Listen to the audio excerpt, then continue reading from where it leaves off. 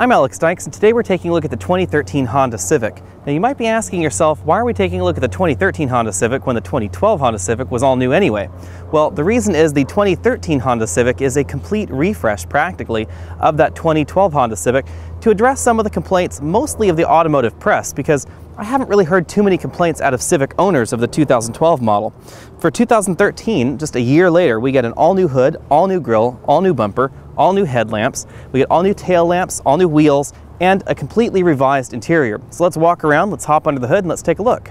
Honda's been under a lot of pressure from its competition. We have the new Focus, the new Elantra, the new Cruze even, and of course that Volkswagen Jetta, which has gone down market in an attempt to compete more directly with the Civic. Kind of an interesting twist because everyone's crucifying the Civic for its down market interior, but no one's saying anything about the Jetta's down market interior. To try and address that, Honda has gone for a more aggressive headlamp treatment. We have a new grille here with sort of an egg crate effect treatment going on. We have this chrome smiley face trim, and of course we have an aggressive lower trim on the fascia.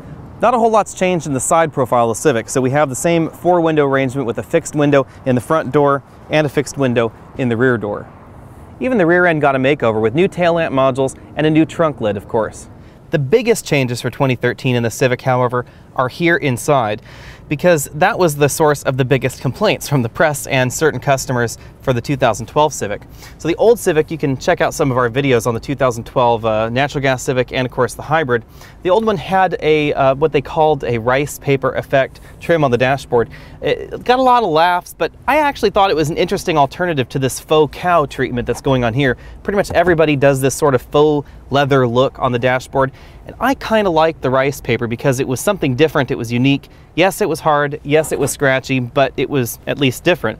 And honestly, when you're buying a car for just over $18,000, I don't expect world-class plastics, but maybe I'm more realistic on that than some other people. Now, for this refresh, we get soft touch, faux stitched panels in the dashboard. We get the textures that have been changed here. We get slightly revised seat fabrics. The stitching goes all the way across the doors with that same soft touch treatment. And of course, we get the same gauge modules as before. The biggest change in this cabin for me, however, is that there's a great deal more sound deadening going on than there was before. We have a thicker windshield, thicker front door glass, and of course we have a great deal more sound deadening going on underneath the dashboard, in between the firewall, in the wheel wells, under the floorboards, etc. That makes the Civic a great deal quieter than it was before, something that people have routinely complained about Honda models in the past. Under the hood of the Civic, you won't find too much change from last year's model, so we still have the same 1.8 liter, 140 horsepower, 128 pound-foot of torque engine. One nice feature about the Civic that I've always liked is there's a dual-stage prop rod here, so we can put it in that position, or we can put it in this position to open the hood a little further for better access. That's something that I find important because I work on my own cars, and so I like the improved access. As I said, nothing's changed from last year, so we don't get the new Earth Dreams powertrain. Instead, we get the same engine, and of course, we get that same 5-speed automatic transaxle in our particular model. There's also, of course, a 5-speed manual transmission in the regular Civic. I find front seat comfort in the Civic to be excellent for my body shape. It's great for long car trips. Didn't have a single problem being in this car for 3 or 4 hours at a time. But people are shaped differently, as I always say, so you should spend a decent amount of time in the Civic to decide if it's right for you, because I like a decent amount of lumbar support, and the lumbar support in this seat is not adjustable. So if you don't like a whole lot of lumbar support, you won't find this seat terribly comfortable. The range of motion also is not quite as large as it is in some of the American competitors. We do have a tilt-telescoping steering column, however, with a decent range of motion. And one of the side benefits of this funky dual-level gauge cluster is that you can have your steering wheel set quite low, as I tend to like it, blocking this bottom set of gauges, and it's really not a problem because your speedometer and your fuel gauge are up there top. Rear seat comfort in the Civic is pretty average for this class. We have a rear seat back that's reclined a little bit much for my tastes. And of course we have a seat bottom cushion that's fairly close to the ground, good for kids, not quite so good for adults. There's not much of a hump in the middle of the Civic, and there's a decent amount of headroom thanks to the Civic's profile. So I'm 6 feet tall, I can sit in this middle seat and my hair is barely brushing the ceiling. Not really bad for this size. Of course, the Civic is not really a very small car anymore. And if I move over to this right seat, this front passenger seat is adjusted for a 6'5" passenger we had in the car. I can fit comfortably behind that seat. Not a whole lot of legroom left, but there is a bit of padding in this seat, so my knees aren't really brushing anything hard. Rear passengers get a center armrest with fairly small cup holders. These are suitable for your medium-sized drinks from your average fast food restaurants. they won't accommodate those larger soda sizes. Rear passengers get headrests for all 3 passengers. And of course, we have a folding 60/40 rear seat back, very convenient. Folds almost flat with the load floor of the trunk, although the opening to the trunk is a little bit smaller than some of the competitors. Speaking of trunks, the Civic has quite a large cargo hold for a small car. However, it's not quite as big or as deep as the Nissan Sentras. So this is the largest roller bag you can carry on a domestic flight. It's in here with me. However, if we were in a Nissan Sentra, you could fit them tallways in the trunk, which makes the Sentra a lot more useful for larger and bulkier items. We score a solid 7 out of 10 points in our exclusive trunk comfort index, however, but we do lose some points because there's no handle on this trunk lid. Let's take a closer look at the dashboard here. As you can see, that faux stitching continues all the way from the door all the way to this new soft touch dash panel. We have some slightly different plastics going on in the dashboard itself. Now we still have the same multi-information display here up high in the dashboard. It's controllable via the steering wheel. We have our fuel economy, we have a clock, we have our infotainment information and our fuel, back to the fuel economy there. Continuing over, we have an instant fuel economy gauge, we have our speedometer, and those little triangles there that are currently blue change between blue and green depending on how efficiently you're driving. And of course, we get our fuel level gauge there. If we back out, you can see we have this dual level instrument cluster here where most of the warning lights and our tachometer are in this lower cluster. If we back out even further, you can see how that sort of interacts with the steering wheel from the driver's perspective there. On the steering wheel, this is the button that controls that multi-information display. We have our standard radio controls here.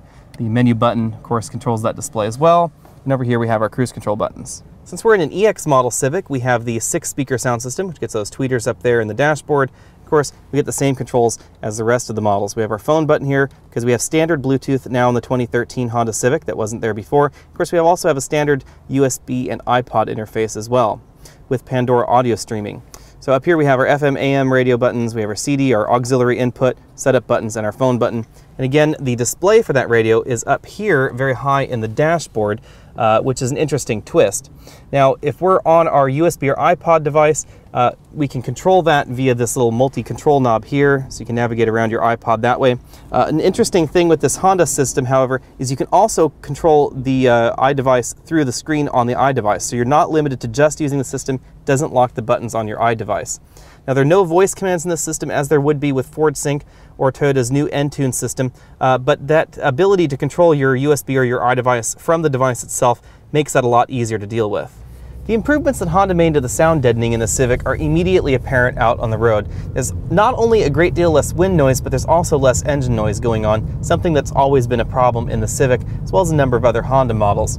Now, because of that change, it almost makes me wish that Honda had put the new CVT in this vehicle, because performance-wise, the Civic has never been that exciting in regular base form. The SI gets a little bit more power, but here we're 0 to 60 in about 9.7 seconds, which is fairly average for the segment. To address some of the other complaints about the 2012 model, Honda went back and they completely revised the bushings under the hood. So we get new steering bushings and certain new suspension bushings as well to try and firm up the ride in the Civic, as well as give the steering a bit crisper feel.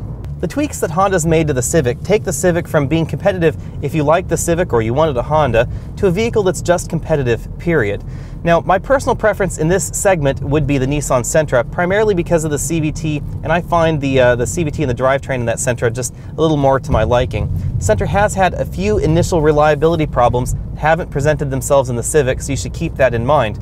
Now, if Honda put that CVT in the Civic, that would be an interesting game changer, because I think that the Civic's primary competition, honestly, is not from the other manufacturers. It's really from that Honda Accord, because the Honda Accord is not much more expensive, and in our tests we've been averaging about 33.5 miles per gallon in this Civic, which is not bad mileage, mind you. That's on average, with a highway fuel economy rating of around 38 in this particular vehicle, but it's not quite as good as the Accord versus its EPA ratings and real-world mileage ratings. So in our testing on the Honda Accord with the CVT, we were getting about 31 miles per gallon.